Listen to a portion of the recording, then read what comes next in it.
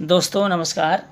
हम लोग कैलेंडर पढ़े थे रीजनिंग में और हमने जाना था कि कैलेंडर में दिन, सप्ताह, माह, वर्ष ये सभी चीज़ें होती है। वर्ष को हमने दो भागों में बांटा था, साधारण वर्ष और लीप वर्ष में।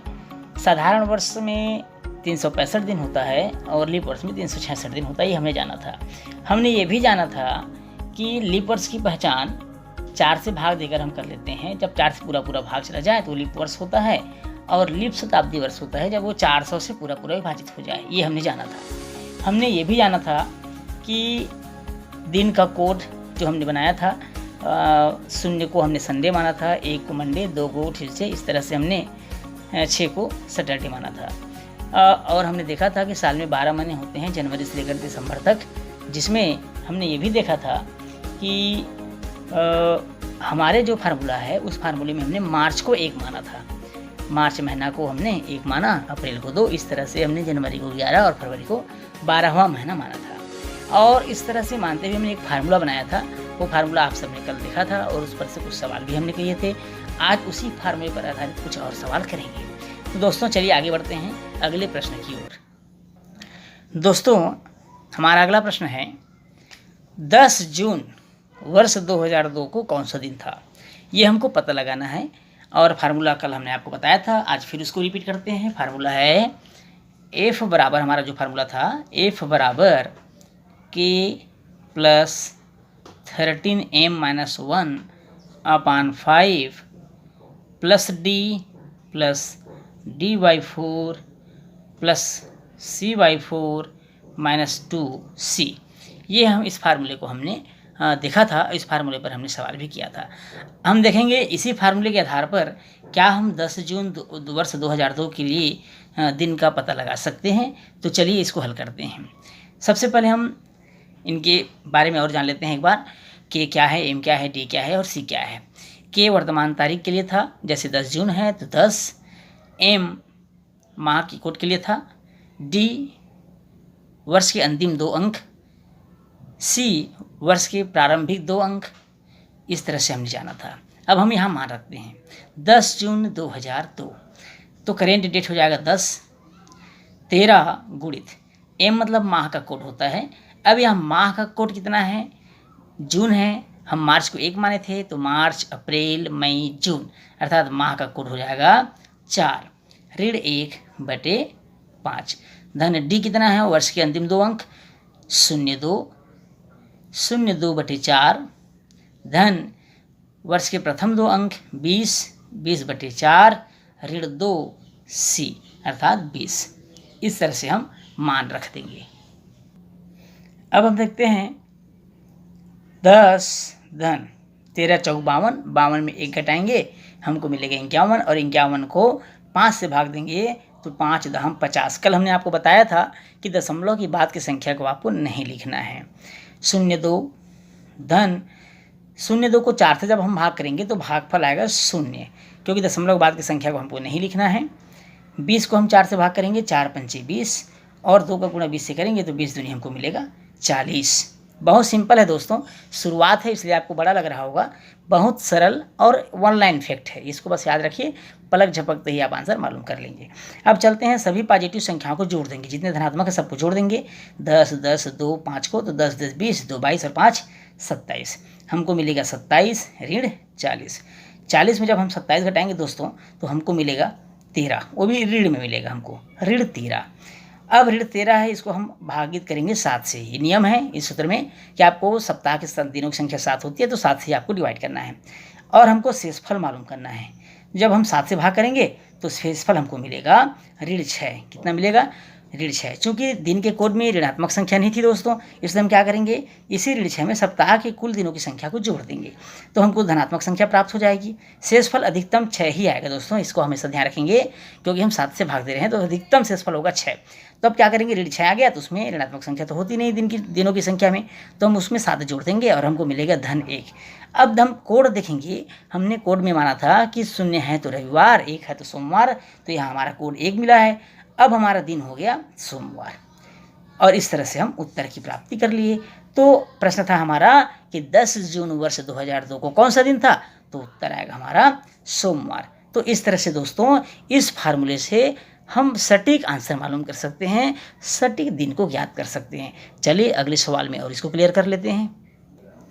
दोस्तों अगला सवाल है 27 मार्च 1900 को कौन सा दिन था।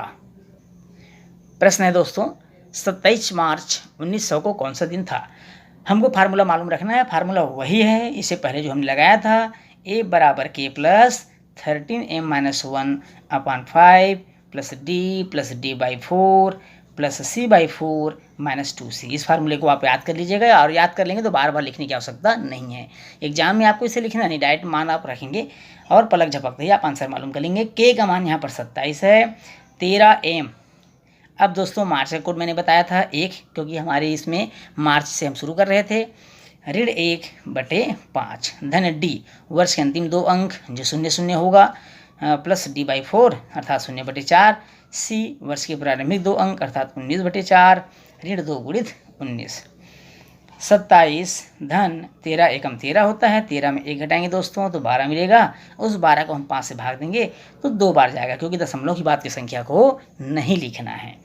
फिर 0 आ गया, 0 को 4 से भाग करेंगे तो 0 ही मिलेगा। 19 को 4 से भाग करेंगे तो 4 चौक 16, क्योंकि 4 पंचे 20 ज़्यादा हो जाएगा। ऋण 19 दूनी 38। अब दोस्तों जितने धनात्मक संख्याएं हैं सबको आप जोड़ देंगे। धनात्मक संख्या में आपका है 27, 2 और 4। 27, 2 29, 29 और 4 होता है 33। 33 ऋण 38। अब दोस्तों 38 में 33 घटाएंगे तो हमको मिलेगा ऋण 5। जब हम 7 से भाग करेंगे तो शेषफल हमको मिलेगा ऋण 5। अब जैसा कि आपको मैं बताया था कि संख्या अगर ऋणात्मक प्राप्त हो जाती है, उस कंडीशंस में आपको सप्ताह के दिनों को जोड़ देना है। सप्ताह के दिनों की संख्या 7 होती है। जब हम 7 को 5 से जोड़ेंगे तो हमको मिलेगा, कितना मिलेगा, ऋण 5 को 7 से घटाएंगे तो 2। कितना मिलेगा दोस्तों, 2 मिलेगा। अब हम 2 का मतलब है जब हम कोड की ओर जाएंगे तो 0 को हमने संडे माना था, 1 को हमने मंडे माना था, 2 हमारा ट्यूसडे हो जाएगा अर्थात मंगलवार। तो इस तरह से दोस्तों हम इस फार्मूले से दिन बहुत अच्छे से याद कर सकते हैं, मालूम कर सकते हैं। प्रश्न था हमारा 27 मार्च 1900 को कौन सा दिन होगा या कौन सा दिन था, तो हमारा उत्तर आएगा मंगलवार। इसलिए इस फार्मूले को अच्छे से याद कर लीजिए। इस फार्मूले में केवल यही करना है आपको कि जब हम इसको हल करेंगे तो दशमलव की बाद की संख्या को नहीं लेना है, दशमलव के पहले की संख्या को आपको लेना है। अगर संख्या लास्ट में शेषफल अगर ऋणात्मक आता है तो सप्ताह के दिनों की संख्या 7 को जोड़कर हम उत्तर धनात्मक के रूप में प्राप्त कर लेंगे। उसके बाद हम कोड देखेंगे और हमको कोड मिलेगा 0 से लेकर के 6 तक, रविवार सोमवार से लेकर के, इस तरह से हम दिन को मालूम कर सकते हैं। चलिए एक और प्रश्न करते हैं। अब अगला प्रश्न है दोस्तों, यदि 1 जनवरी 1911 को बुधवार माना जाए, ध्यान से समझिएगा दोस्तों, 1 जनवरी 1911 को बुधवार माना जाए तो 1 जनवरी 1971 को कौन सा दिन होगा, आपको बताना है। फार्मूला यहाँ ऐसा नहीं है कि हर सवाल में हम फार्मूला बदलेंगे, उसी फार्मूले पर इसे हल करेंगे और फार्मूला आपको बार बार लिखने की आवश्यकता नहीं है, आपको पता हो गया फार्मूला क्या था। अब हम सीधे मान रखते हैं। अब देखेंगे, हम सबसे पहले हम शुरू करते हैं 1 जनवरी 1911। हम 1 जनवरी 1911 को लेकर चलेंगे और हमारे फार्मूला के हिसाब से वर्तमान तारीख 1, 13 गुणित m जनवरी को हमने 11वां कोड दिया था, ऋण 1/5 धन 11, धन 11 क्यों, क्योंकि अंतिम अंक 11 है, 11/4 धन वर्ष के प्रारंभिक 2 अंक 19, ऋण 2 गुणित 19। इस तरह से हम सीधा सीधा मान रख दिए। बहुत सिंपल है दोस्तों, इसको ध्यान से समझिएगा। अब इसे हम हल करते हैं। हल करेंगे तो 13 गुणित 11 143 होता है, 1 घटाएंगे तो 142, 142 को 5 से भाग देंगे दोस्तों तो हमको मिलेगा 28, क्योंकि दशमलव के बाद की संख्या को नहीं लेना है। 11 को 4 से भाग देंगे, 4 दूनी 8, क्योंकि 4 तिया 12 ज़्यादा हो जाएगा और दशमलव के बाद की संख्या को हमको नहीं लेना है। धन 19 को 4 से भाग देंगे, 4 चौक 16 हो जाएगा और 19 दूनी 38। जितनी धनात्मक संख्याएं दोस्तों सबको जोड़ दीजिए, 28 से 29, इस तरह से सबको जोड़ेंगे तो हमको मिलेगा 46। 46 में हम 38 घटाएंगे तो हमको मिलेगा 8। 46 में 38 घटा देंगे तो हमको कितना मिलेगा, 8 मिलेगा। इसे हम 7 से भाग देंगे दोस्तों तो हमको शेषफल मिलेगा और वो शेषफल होगा 1। 1 का मतलब कितना हो गया दोस्तों, सोमवार। लेकिन हमारा प्रश्न कहता है उसे हम क्या माने, बुधवार माने। बुधवार माने मतलब सोमवार +2 बराबर बुधवार, अर्थात जो भी आंसर आएगा उसमें हम क्या करना है, आपको 2 ऐड करना है, ऐसा प्रश्न कह रहा है। अब हम चलते हैं दोस्तों 1 जनवरी 1971 की ओर। अब 1 जनवरी 1971 को हल करते हैं। 1 जनवरी 1971 में दोस्तों सीधा सीधा मैं मान रखता हूँ, आप सबको फार्मूला मालूम है। 1 जनवरी 1971 अर्थात 1 जनवरी है इसलिए कोड हमारा 11 हो जाएगा। ऋण 1/5 धन 71, धन 71/4 धन 19/4 ऋण 2 गुणित 19। इस तरह से हम मान रख देंगे। अब इसे हम हल करेंगे दोस्तों, तो हमको हल करने पर मिलता है, पूरा हल करेंगे धनात्मक संख्याओं को जोड़ेंगे तो हमको मिलेगा 83 भागित 7। 83 लास्ट में मैं अंतिम संख्या को लिया हूँ, इसे आप पूरा हल करेंगे तो आपको मिलेगा 83। 83 को 7 से डिवाइड करेंगे दोस्तों तो शेषफल हमको मिलेगा, शेषफल मिलेगा 6। शेषफल क्या मिलेगा? 6। 6 का मतलब हमारे कोड के हिसाब से कौन सा दिन होता है? 6 मतलब शनिवार होता है, लेकिन हमारा प्रश्न क्या कहता है? +2, अर्थात शनिवार से 2 आगे, रविवार और सोमवार।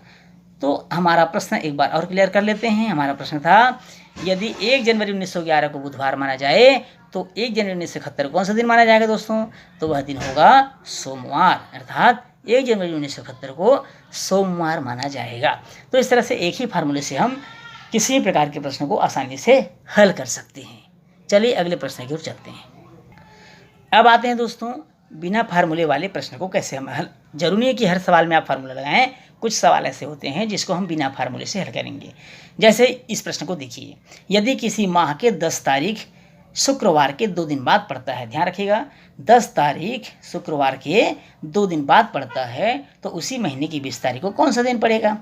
10 तारीख, ध्यान रखेंगे दोस्तों, 10 तारीख शुक्रवार के 2 दिन बाद, शुक्रवार के 2 दिन बाद, ये हमारा प्रश्न है कि 2 दिन बाद पड़ता है शुक्रवार, 10 तारीख 10 शुक्रवार के 2 दिन बाद पड़ता है। अर्थात कहने का मतलब हमारे प्रश्न अनुसार ये हुआ, शुक्रवार के बाद तीसरा दिन, 2 दिन बाद मतलब तीसरा दिन, और शुक्रवार के बाद तीसरा दिन मतलब शनिवार, रविवार और सोमवार। तो का मतलब क्या हुआ कि सोमवार हुआ। अब कहने का मतलब ये हुआ कि 10 तारीख को क्या है? सोमवार है। 10 तारीख को क्या है? सोमवार है। फिर प्रश्न बोलता है कि 20 तारीख को कौन सा दिन पड़ेगा? उसी महीने की 20 तारीख को।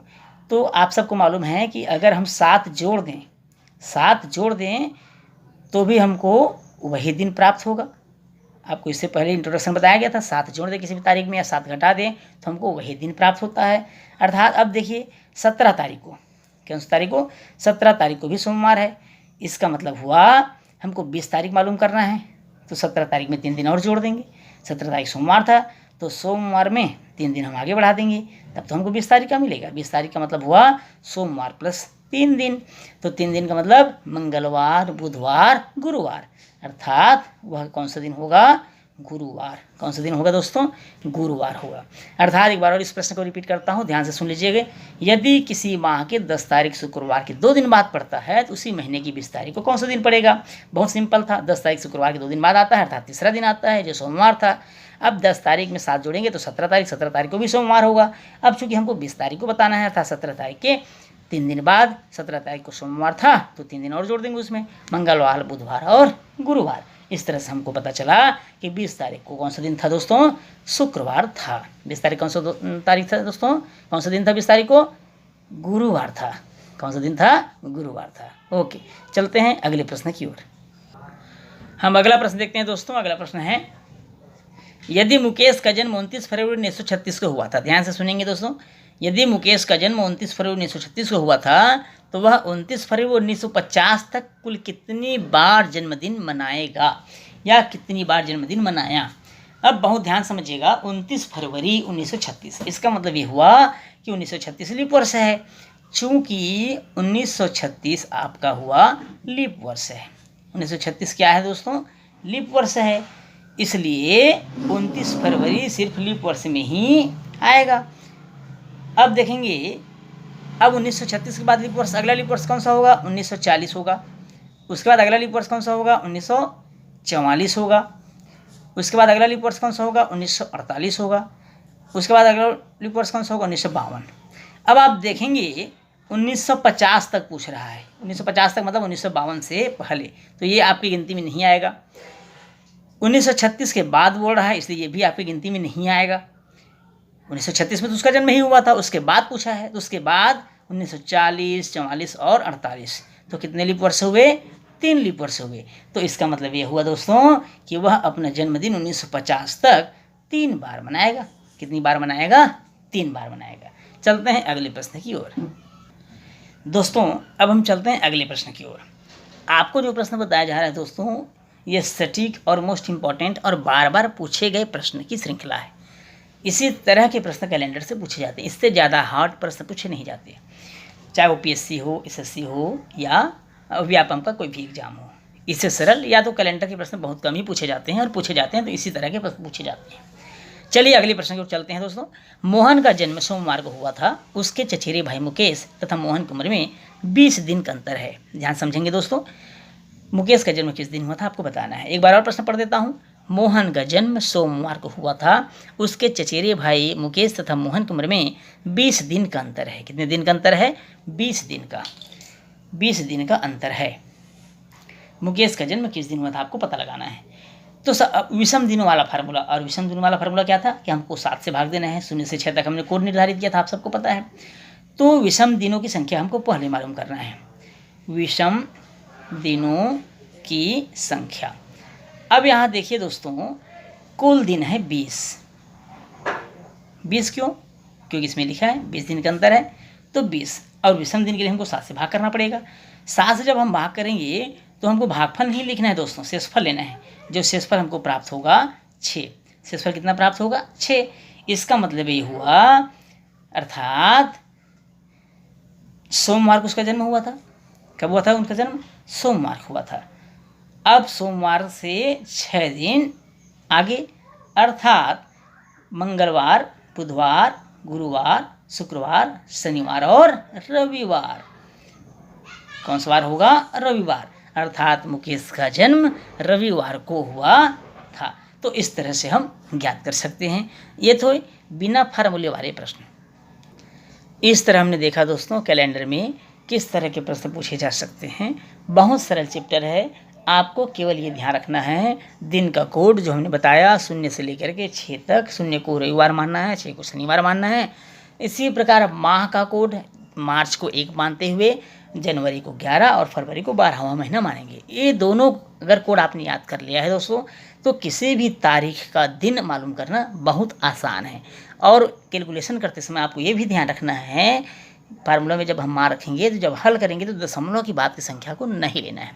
इस तरह से हमारा कैलेंडर कंप्लीट होता है दोस्तों। आप सबको उम्मीद है, आप सबसे मुझे उम्मीद है कि अच्छे से आपको समझ में आया होगा। सारे प्रश्न आपके दिमाग में क्लियर हो गए होंगे। किसी प्रकार कोई डाउट हो दोस्तों तो आप कमेंट से ज़रूर करिएगा। कोई प्रश्न हो तो ज़रूर मैसेज करिएगा। किसी प्रकार की शंका होने पर आप उसका समाधान ले सकते हैं। तो दोस्तों इस वीडियो को देखने के लिए आपका बहुत बहुत धन्यवाद। इस वीडियो को शेयर और लाइक करना ना भूलें। दोस्तों चैनल को सब्सक्राइब ज़रूर करिएगा ताकि हमारा नया वीडियो आप तक तुरंत पहुंच सके। तो आज की क्लास में बस इतना ही दोस्तों, धन्यवाद।